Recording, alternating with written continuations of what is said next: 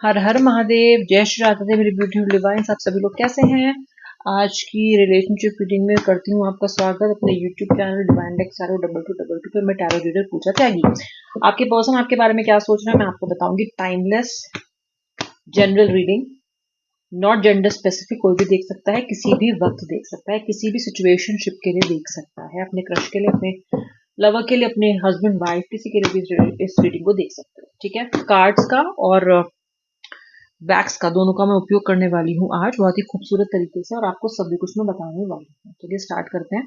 अभी के भी वीडियो को लाइक करें और एनर्जी एक्सचेंज करें मेरे साथ। आप वीडियो को लाइक करके अपने व्यक्ति का नाम मन में 3 बार भी आपने जरूर ले लेना है।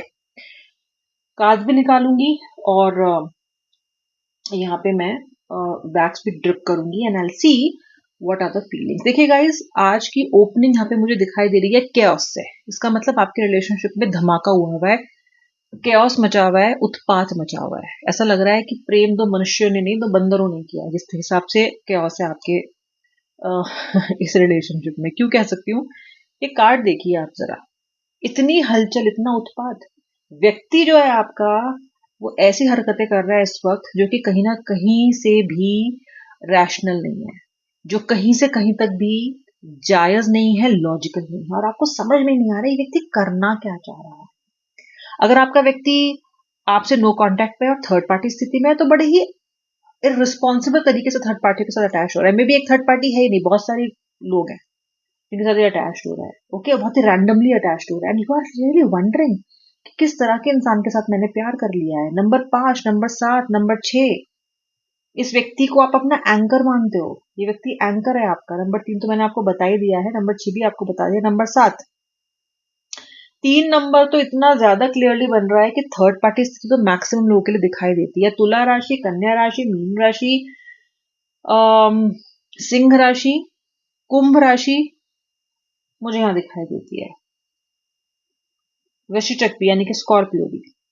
ठीक है, नंबर 2, नंबर 3, जब नंबर 3 इतना बन जाए और बहुत समय तक बना ही रहे जैसे कि यहाँ बना हुआ है, तो गाइस इसका मतलब ये है कि थर्ड पार्टी की स्थिति है, और थर्ड पार्टी की स्थिति ने भी आपकी रिलेशनशिप में ये भूचाल मचा रखा है।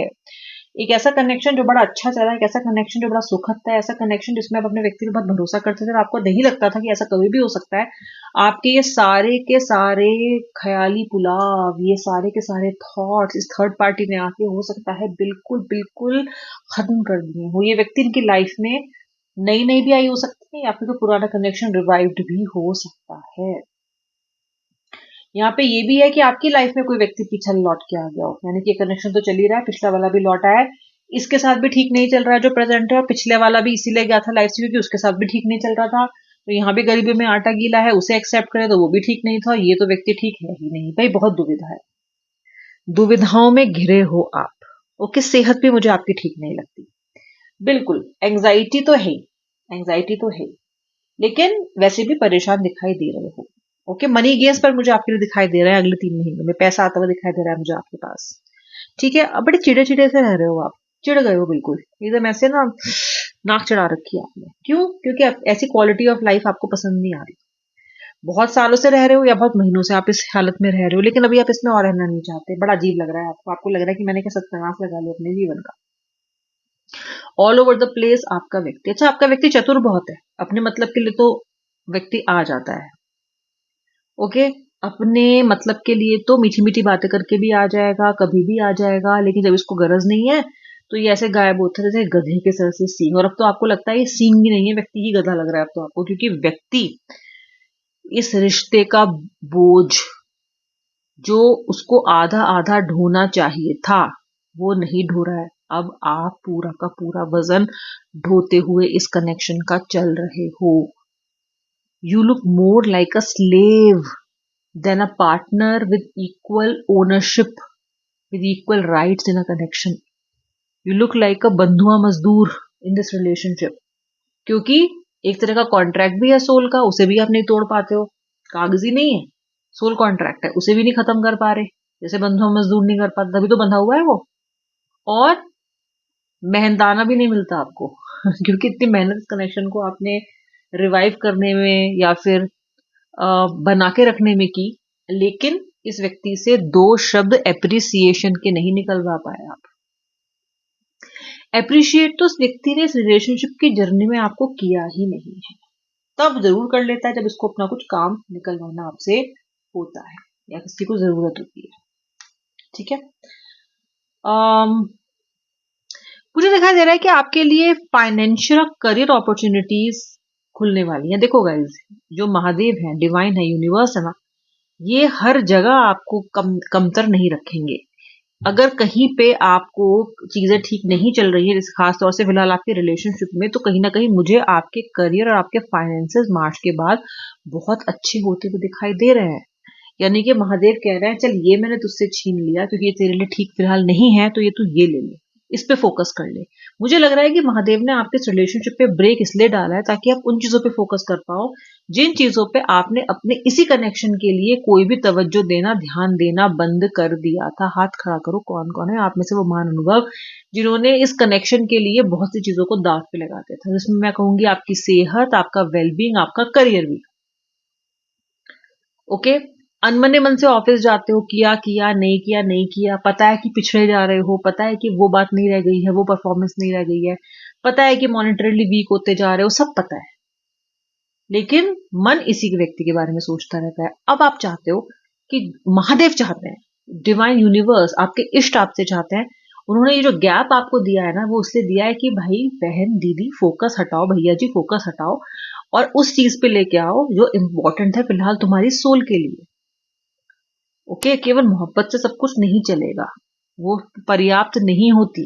लाइफ तो होलसम, होलिस्टिक तरीके से ही अच्छी रहती है। एक चीज पे सारा एनर्जी दे दोगे, ध्यान दे दोगे, उसमें अपने आप को फूंक दोगे, तो तुम्हें कुछ नहीं मिलेगा। यहाँ पे आपको जगाया जा रहा है viewer, it is an energy of enlightenment, of waking you up. जैसे हिला हिला के कोई किसी को जगाता है ना, सिर्फ उसको होश में लाने की कोशिश करता है। It is that kind of energy. Okay. ये इसलिए भी हो रहा है, इसलिए भी इतनी जल्दी हो रहा है ये, इसलिए भी आपके अंदर इस चेंज को लाने की इतनी ज्यादा जबरदस्त आग लग गई है, क्योंकि ये शॉर्ट लिव्ड है। यानी कि व्यक्ति बहुत जल्दी लौटेगा, यानी कि आपके बीच का नो कॉन्टैक्ट खत्म होगा। नो कॉन्टैक्ट खत्म होते ही आप इस व्यक्ति को अपीज करने के चक्कर में लग जाओगे और फिर वहीं आ जाओगे जहां से चले थे। तो महादेव आपको कह रहे हैं कि अपने आप को गैर अप करो, अपने आप को पुल अप करो भाई, ऐसे नहीं चलेगा काम। अच्छा, इस व्यक्ति की तरफ क्या चल रहा है, ये तो हुई आपकी बात। अगर आपने इसमें से किसी भी भाग से रेजोनेट किया, हर हर महादेव लिखना, अपनी सिचुएशन को थोड़ा सा बताना, अगर बता सकते हो तो ठीक, कमेंट सेक्शन में लिख के मेरे को जरूर बताना। अच्छा, इस व्यक्ति की तरफ क्या चल रहा है। ये व्यक्ति तो आपके लाइफ में आंधी तूफान मचा के, तूफान लाके, सब कुछ तहस नहस करके, अपनी ईगो से कह लो, अपने एरोगेंस से कह लो, अपने केयरलेस केयरफ्री एटीट्यूड से कह लो, ये तो ये सब करके जाके बैठ गया है। बैठ के खुश नहीं है, लेकिन तूफान इसने आपके जीवन में मचाया है। ओके। तो इसके लिए आपकी तरफ मुड़ना अभी फिलहाल इसको लग रहा है कि शायद संभव नहीं है, क्योंकि इसने इस पूरे के पूरे कांड में आपका नुकसान बहुत ज्यादा कर दिया है, कहीं ना कहीं किसी ना किसी केस पे इररिपेरेबल भी कर दिया है, जो ठीक भी नहीं हो सकता। और थर्ड पार्टी स्थिति की वजह से ये आपको अपना चेहरा भी नहीं दिखा पा रहा है। थर्ड पार्टी स्थिति ने आपको बहुत आहत किया है, क्योंकि आपके लिए सब बर्दाश्त है, लेकिन आपके लिए बेईमानी या फिर चीटिंग बर्दाश्त नहीं है। बिट्रेयल, आप अपने प्यार का बंटवारा, अपने व्यक्ति का बंटवारा नहीं कर सकते। झूठ से भी आपको सख्त नफरत है।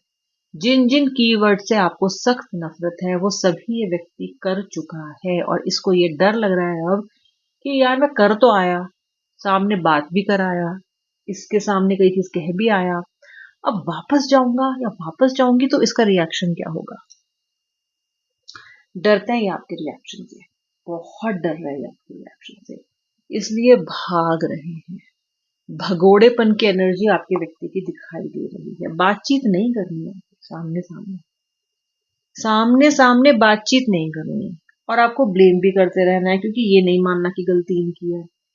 और बातचीत किए बिना ये प्रॉब्लम सॉल्व होएगी नहीं, क्योंकि अब आप नहीं करना चाहते हो बिना बातचीत किए प्रॉब्लम सॉल्व। तो रायता इतना ज्यादा इस टाइम है कि आपके पर्सन को कुछ भी समझ में नहीं आ रहा है, क्योंकि ना ही तो अब से पहले उन्होंने गलती ऐसी की है, और ना ही आज से पहले आपका रिएक्शन ऐसा रहा है।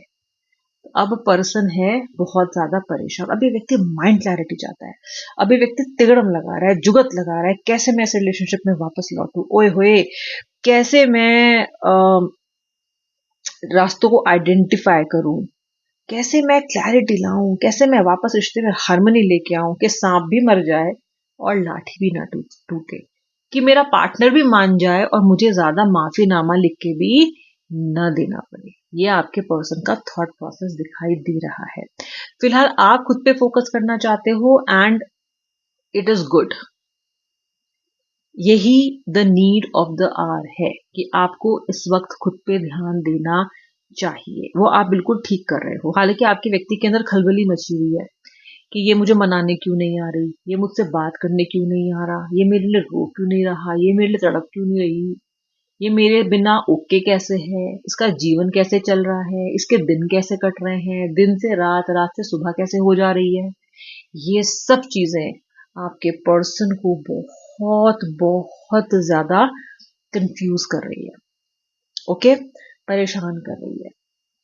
ओके, जाके तो वो एक कोने में चुप बैठ गए हैं, लेकिन यही मत सोचो कि चुप बैठ के वो व्यक्ति अगर लो प्रोफाइल मेंटेन कर रहा है तो वो सोच नहीं रहा आपके बारे में। बहुत कुछ चल रहा है इसके दिमाग में थॉट्स का, फीलिंग्स का, नेक्स्ट क्या करना है, नेक्स्ट एक्शन लूं तो ये हो जाएगा और ऐसा ना करूं तो ये हो जाएगा। बवंडर इस व्यक्ति ने मचा रखा है। तूफान इश्क की आंधी चल रही है। वापिस अपने आप ठीक कर लेना, मैंने तो कह दिया। अब ये इश्क की आंधी चल रही है। ओके, तो यहाँ पे व्यक्ति आपका क्योंकि आप इस टाइम आइलैंड बन के बैठे हो बीच में, एकदम इस तरफ सब पानी पानी है ना। क्योंकि आप आइलैंड तक तो कुछ वोट वोट लेके जाना पड़ेगा, थोड़ा बहुत एफर्ट लगाना पड़ेगा। आप तो इनएक्सेसिबल हो गए हो, अब आप इतनी आसानी से एक्सेसिबल नहीं हो। अब आप वो व्यक्ति रह गए हो कि बस फोन लगा और आप पीछे पीछे भाग गए देवा देवा करते हुए, ये नहीं करोगे अब आप।